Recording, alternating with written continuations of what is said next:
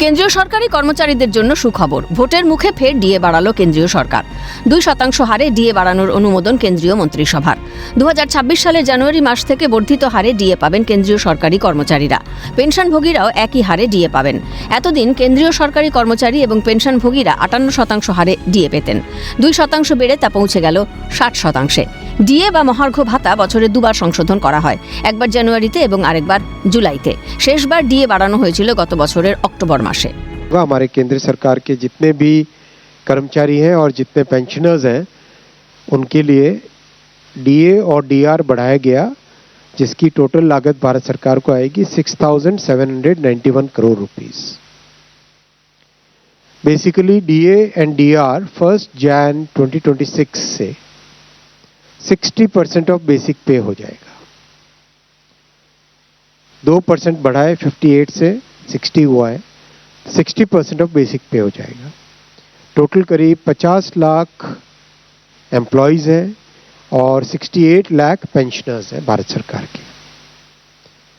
इन सब के लिए बहुत बड़ा ये बेनिफिशियल अवार्ड रहेगा।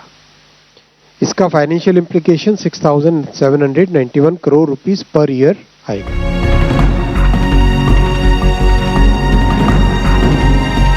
পশ্চিমবঙ্গের রাজ্য সরকারি কর্মচারীরা এখন 22% হারে ডিএ পান। চলতি বছরে অন্তর্বর্তী বাজেটে 4% হারে ডিএ বৃদ্ধির কথা ঘোষণা করে রাজ্য সরকার। কেন্দ্রের সঙ্গে তখন ডিএর ফারাক ছিল 36%। এবার সেই ফারাক বেড়ে হলো 38%।